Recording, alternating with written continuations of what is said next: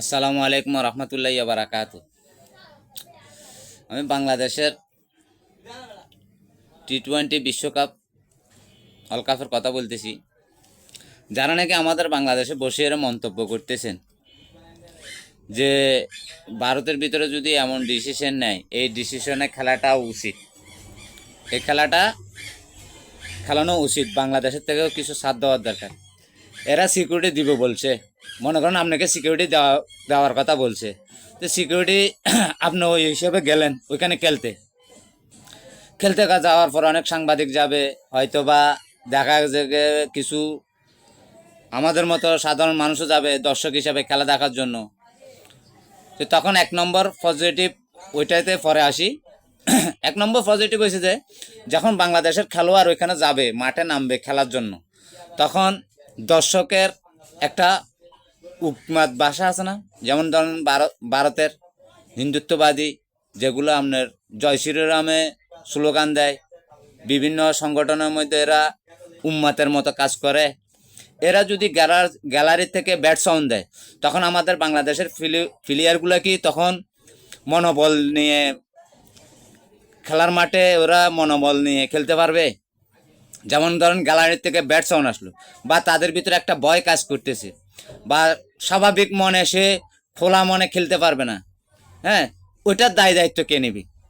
দেখা গেছে একটা ছোট দলের লগে বাংলাদেশ তখন হারে গেছে, বা যেটা জিতা খেলা, এটা মনোভাব নষ্ট হয়ে যাওয়ার কারণে হারিয়ে গেছে। আর ওইখানে ভারতের মাটিতে তখন যদি বাংলাদেশ খেলতে যায়, আমি জানি যে সহজ মনে ওরা খেলতে পারবে না, যে ওখানে কিছুই ছিল না, ওইটা নিয়ে খেলতে পারবে না। আপনি যতটাই ওনাদেরকে সিকিউরিটি নিরাপত্তা দেন না কেন, এরা স্বাভাবিক মনে কখনো খেলতে পারবে না।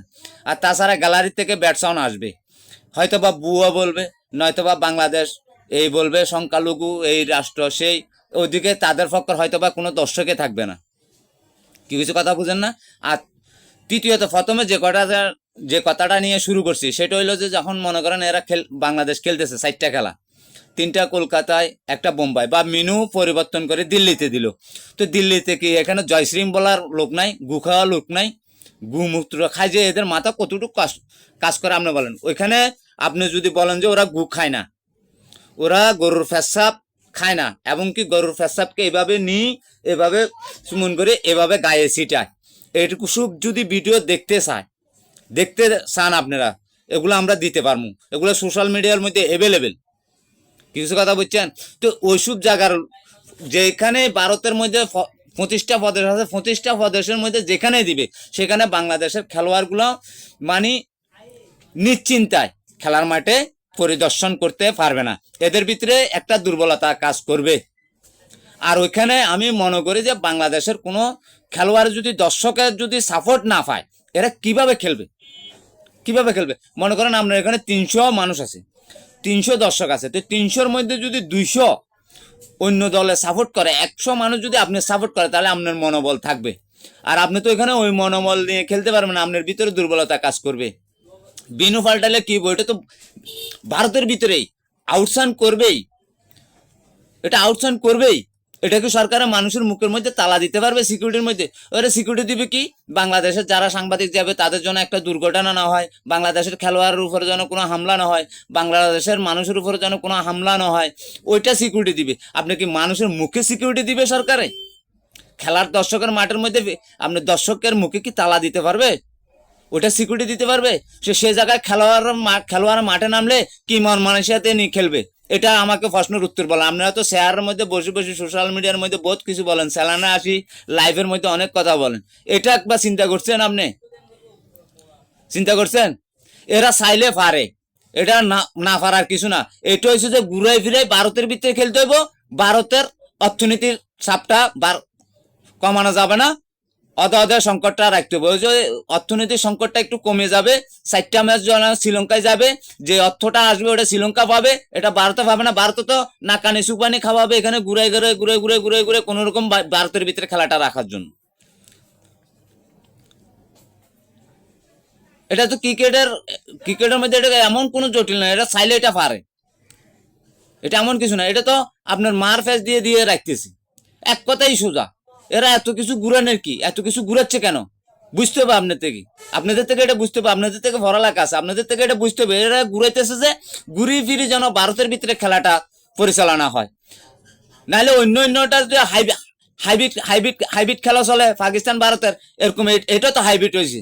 এটা হাইব্রিড হিসাবে এটা পার করা যায় না, এটা সহজভাবে পার করা যায়, এটা করে না। অনেকজন বলতেছে জটিল জটিল জটিল, কিসের জটিল? জটিল কিসের? আইসিসি বোর্ডে যদি বাংলাদেশের বিরুদ্ধে যদি কঠোর অবস্থান নেয়, ভারতে খেলতেই হবে, তাহলে আরেকটা দেশের সাথে যখন এরকম হবে, সব দেশের সাথে আজকে বাংলাদেশের সাথে করছে, কালকে পাকিস্তানের লোক হয়েছে, পরশু দিন আফগানিস্তানের লোক করবো, নিউজিল্যান্ডের লোক করবো, অস্ট্রেলিয়ার লোক করছে, এরকম একটা দেশের সাথে এরা সবসময় করবে। এটা সুযোগ দেওয়া যাবে না। আমি মনে করি যে বাংলাদেশ অন্তর্বর্তী সরকার যেটা ডিসিশন নিছে এটাতে যেন অটল থাকে। প্রয়োজনে খেলবো না, সমস্যা না, আমাদের ছেলেবেলারা কোনোদিন যদি ভালো খেলে, কোনোদিন সুযোগ পায়, আবার যাব। আর এটা ভারতের কফিয়ত বাংলাদেশের কাছে দিতে হবে। আর আমরা দেখি আমাদের বাংলাদেশের ছেলেবেলারা আন্দোলন করে, কখন ফুটহাট আন্দোলন করে, যখন আন্দোলন ওরা এসআইআর তৈরি করছে, বাঙালি বাঁচতেছে গিয়া করতেছে নির্বাচনের উদ্দেশ্যে, তখন আমাদের বাংলাদেশের ছেলেবেলারা আন্দোলন করে না, এটার জন্য আমি খুব খুশি হয়েছি। কিন্তু এখন আমাদের মোস্তাফিজকে কলকাতা নাইট রাইডার্স কেনার পর যখন এরা হিন্দুত্ববাদী জয় শ্রীরাম বলে এই সেই বলে এটা বাদ দেওয়া গেছে বিসিবির থেকে, তখন আমার বাংলাদেশের বেকার ছেলেরা, শিক্ষিত ছেলেরা, এরা একটা আন্দোলন ডাকতে পারতো যে ভারতের যত নাগরিক আমার বাংলাদেশে চাকরি করে বিভিন্ন পাবলিক মেল কারখানার মধ্যে এদেরকে দূরাইতে হবে, আমাদের বাংলাদেশে শিক্ষিত ছেলে আছে এদেরকে নিতে হবে। তো বাংলাদেশের অন্তর্বর্তী সরকার তখন এই ডিসিশন নিত, যারা মেল কারখানার মধ্যে ভারতীয় মানুষ রাখছে, তখন বলতে হতো যে কিছুদিনের জন্য ওদেরকে ছাড়ি দাও, তোমরা ওদেরকে সরাও। এটা সরকারের নির্দেশ দেওয়ার একটা কারণ ছিল, রাস্তা ছিল।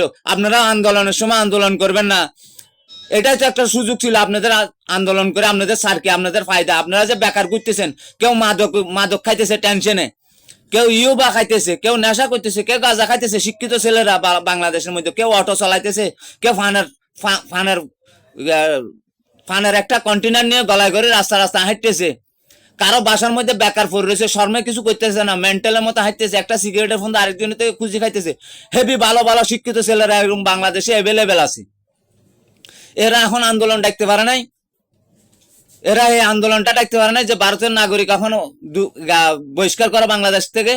একটা খেলার জন্য যদি 9 কোটি 20 লাখ টাকার লাই যদি একটা প্লেয়ারকে এরা বাদ দিতে পারে, হিন্দুত্ববাদী জয় শ্রীরাম গুখাইয়া মুদ খাইয়াল্লাই যদি সরকারে এটা নামাতি থাকছে, আইসিসি বোর্ডে যদি ভারতের আইসিসি বোর্ডে যদি এটা বাদ দিতে পারে, আমার বাংলাদেশের জনগণ যদি এটা নিয়ে আন্দোলন করে যে ভারতীয় নাগরিক যেগুলো বাংলাদেশের কলকারখানা মেল কারখানার মধ্যে চাকরি করে, এদেরকে এখান থেকে বহিষ্কার করা হোক, এদেরকে এখান থেকে তাড়ানো হোক, তাহলে তোমরা যারা শিক্ষিত আছো তারা নাকি বিভিন্ন টেনশনে ভোগ করতেছো, তোমরা ওই জায়গাটা তখন সরকারের বাধ্যই তখন বলতো যে এটা এখন আমার থেকে সামাল দেওয়ার জন্য যারা মেল কারখানার মালিক আছে, বড় বড় কোম্পানি আছে, এদেরকে ডাকি বলতো যে এদেরকে এখন কিছুদিনের জন্য স্থগিত করো। এটা বড় হইলে দেখা যাবে। ওই উসুলে হইলো এদেরকে কি গরি যে আপনারা আন্দোলনের সময় আন্দোলন করেন না। যদি আইসিসি বোর্ডকে বিশ্ব অল আইসিসি বোর্ড যদি বাংলাদেশের এই টি-20 কাপটা যদি কোনো রকম বহিষ্কার করে, যদি শ্রীলঙ্কা না দেয়, আমি আপনাদের কাছে এই প্রশ্নটা ছুড়ে দিলাম। আপনারা সবাই যারা শিক্ষিত ছেলেবেলা আছেন, যুবক ছেলেবেলা আছেন, সার্কি বার্কি হন না, এই আন্দোলনটা আপনারা করবেন, করে বাংলাদেশকে দেখাবেন যে আমরাও আন্দোলন করানোর কারণে আমাদের বাংলাদেশের সরকারে বলবে যে তোমরা আন্দোলন করানোর কারণে একজন বাঙালি খেলোয়াড় দূরাইছো। আমার বাংলাদেশের ছেলেবেলারা, শিক্ষিত ছেলেবেলারা আন্দোলন করছে, আমি আন্দোলনের চাপের মুখে পড়ি, তোমাদেরকে আমি বাইর করতে বাধ্য হয়েছি। বাস ক্লিয়ার। আমি আমার বাংলাদেশের শিক্ষিত ভাই বোন অকেল সকলের ভালোর জন্য বলছি। যদি আমার এখানে কোনো ভুল হয়ে থাকে এই কথায় আমাকে ক্ষমার দৃষ্টিতে দেখবেন। আসসালামু আলাইকুম ওয়া রাহমাতুল্লাহি ওয়া বারাকাতুহু।